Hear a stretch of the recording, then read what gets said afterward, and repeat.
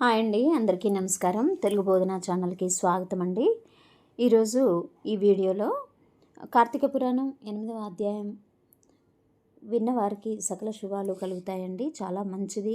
పురాణ పఠనం, పురాణ శ్రవణం అన్నీ కూడా చాలా మంచిది. ఈ కార్తీక మాసం అంతా కూడా కార్తీక స్నానాలు, దీపదానాలు ఎంతో ఎంతో విశిష్టమైనవి. మరి శివ విష్ణువుకి చాలా ప్రీతికరమైనటువంటి మాసం ఇది. ఇందులో 8వ అధ్యాయంలో శ్రీ హరినామ స్మరణ సర్వఫలప్రదం. ఎప్పుడూ కూడా నామాన్ని, దేవుడి నామాన్ని ఉచ్చరిస్తూ ఉంటే మనకు సకల శుభాలు కలుగుతాయని ఈ అధ్యాయం ద్వారా మనకి తెలియజెప్పడం జరుగుతుంది. వశిష్ఠుడు చెప్పిందంతా విని, మహానుభావ, తమరు చెప్పిన ధర్మములన్నింటినీ శ్రద్ధగా వింటిని. అందు ధర్మము బహు సూక్ష్మమనియు, పుణ్యము సులభంగా కలుగుతున్ననియు, అది నదీ స్నానము, దీపదానము, ఫలదానము, అన్నదానము, వస్త్రదానము వలన కలుగుతున్ననియు చెప్పితిరి. ఇటు స్వల్ప ధర్మముల చేతనే మోక్షము లభించుచుండగా వేదోక్తములు యజ్ఞయాగాదులు చేసిన వాని పాపములు పోవని మీ వంటి మునిశ్రేష్ఠులే చెప్పుచుందురు కదా. మరి తమరు ఇది సూక్ష్మములు మోక్షముగా కనబర్చినందుకు నాకు అమితాశ్చర్యము కలుగుచున్నది. దుర్మార్గులు కొందరు సదాచారములు పాటింపక వర్ణ సంకరులు రవరవాది నరకహేతువులకు మహాపాపములు చేయువారు ఇంత తేలికగా మోక్షం పొందుట వజ్రపు కొండను గోటితో పెకిలించుట వంటిది. కావున దీని మర్మమును విడమర్చి విపులీకరించ ప్రార్థించుచున్నాను అని కోరెను. అంతటా వశిష్ఠుల వారు చిరునవ్వు నవ్వి, జనక మహారాజా, నీవు వేసిన ప్రశ్న సహేతుకమైనదే. నేను వేదాంగాలను కూడా పఠించితిని. వానిలో కూడా సూక్ష్మ మార్గాలున్నవి. అవి ఏమనగా సాత్విక, రాజస, తామసములు ఎని ధర్మము 3 రకములు. సాత్వికమనగా దేశకాల పాత్రలు 3ను సమకూడిన సమయమున సత్యమును గుణము జనించి ఫలమంతయును పరమేశ్వరార్పితము కావించి మనోవాక్కాయ కర్మములచే వనర్చిన ధర్మము. ఆ ధర్మమునందు ఎంతయో ఆధిక్యత కలదు. సాత్విక ధర్మము సమస్త పాపములను నాశనమునర్చి పవిత్రులను చేసి దేవలోక భూలోక సుఖములు చేకూర్చును. ఉదాహరణముగా తామ్రపర్ణి నది సముద్రమున కలియు తావు నందు స్వాతి కార్తెలో ముత్యపు చిప్పలో వర్షబిందువు పడి దగదగ మెరిసి ముత్యమగు విధముగా సాత్వికత వహించి సాత్విక ధర్మమాచరించుచు గంగా, యమున, గోదావరి, కృష్ణా నదుల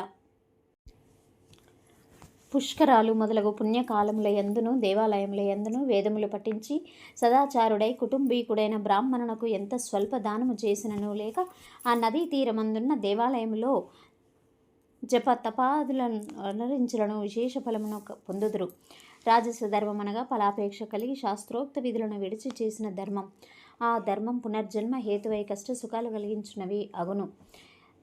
తామస ధర్మం అనగా శాస్త్రోక్త విధులను విడిచి దేశకాల పాత్రలు సమకూడని సమయమున డాంబికాచరణార్థం చేయు ధర్మం. ఆ ధర్మం ఫలము నెయ్యదు. దేశకాల పాత్రలు సమకూడినప్పుడు తెలిసి కానీ తెలియక కానీ ఏ స్వల్ప ధర్మం చేసినను గొప్ప ఫలమునిచ్చును. అనగా పెద్ద కట్టెల గుట్ట చిన్న అగ్నికణములతో భస్మమగునట్లు శ్రీమన్నారాయణుని నామం తెలిసి కానీ తెలియక కానీ ఉచ్చరించిన ఎడల సకల పాపములు పోయి ముక్తి నొందుదురు.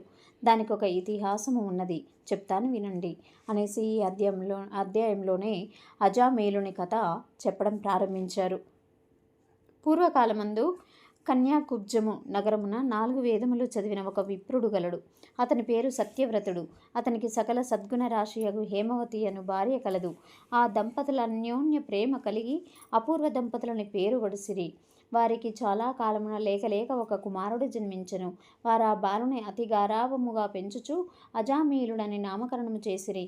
ఆ బాలుడు దినదిన ప్రవర్తమానం అగుచు అతి గారాభము వలన పెద్దలను కూడా నిర్లక్ష్యంగా చూస్తూ దుష్ట సహవాసములు చేయుచు విద్యను అభ్యసింపక బ్రాహ్మణ ధర్మములు పాటించక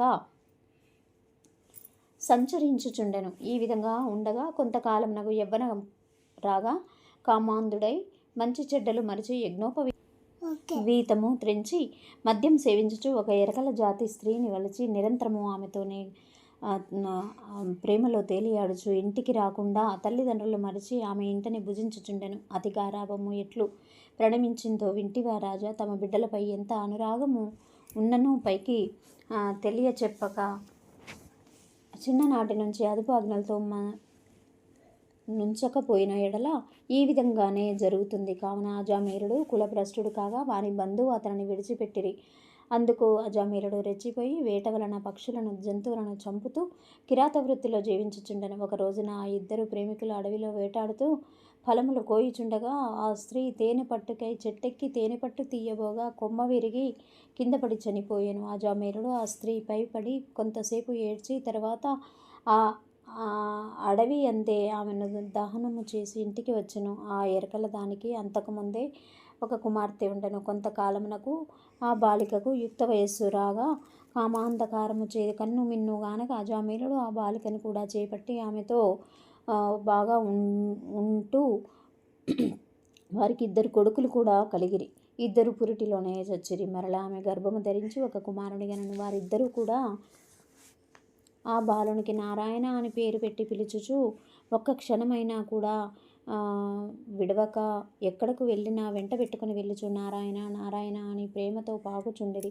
కానీ నారాయణ అని స్మరించిన ఎడల తన పాపములో నశించి మోక్షము పొందవచ్చునని మాత్రం అతనికి తెలియకుండెను. ఇట్లు కొంతకాలము జరిగిన తర్వాత అజామీలునకు శరీర పటుత్వము తగ్గి రోగగ్రస్తుడై మంచం పట్టి చావునకు సిద్ధపడి ఉండెను. ఒకనాడు భయంకర ఆకారముతో పాశాది ఆయుధములతో యమభటులు ప్రత్యక్షమయ్యారు. వారిని చూసి అజామీలుడు భయము చెంది కుమారుని పైనున్న వాత్సల్యము వలన ప్రాణములు విడవలేక నారాయణ నారాయణ అనుచునే ప్రాణములు విడిచెను. అజామీలుని నోట నారాయణ అను శబ్దము వినబడగానే యమభటులు గడగడ వనకసాగిరి. అదే వేళకు దివ్యమంగళాకారులు శంఖచక్ర గదాధారులు అగు శ్రీమన్నారాయణుని దూతలు విమానంలో అచ్చటికి వచ్చి, ఓ యమభటులారా, వీడు మావాడు, మేము వీరిని వైకుంఠానికి తీసుకుపోవటకు వచ్చితిమి అని చెప్పి అజామీలుని విమానం ఎక్కించి తీసుకొని పోవచుండగా దూతలు, అయ్యా మీరెవరు? వీడు అతి దుర్మార్గుడు, వీరిని నరకమునకు తీసుకొని పోవటకు మేము ఇచ్చటికి వచ్చితిమి కానీ వానికి మాకు వదలుడని కోరగా విష్ణుదూతలు ఇట్లు చెప్పదొడంగిరి. ఇక్కడితో 8వ అధ్యాయం సమాప్తమైంది. ఇక నెక్స్ట్ వీడియోలో 9వ అధ్యాయం తెలియజెప్తాను. విష్ణు పార్షద యమదూతల వివాదము గురించి నెక్స్ట్ వీడియోలో ఉంటుందండి. తప్పకుండా ఈ ఛానల్ని సబ్స్క్రైబ్ చేయండి. Please like, share, subscribe. Thank you.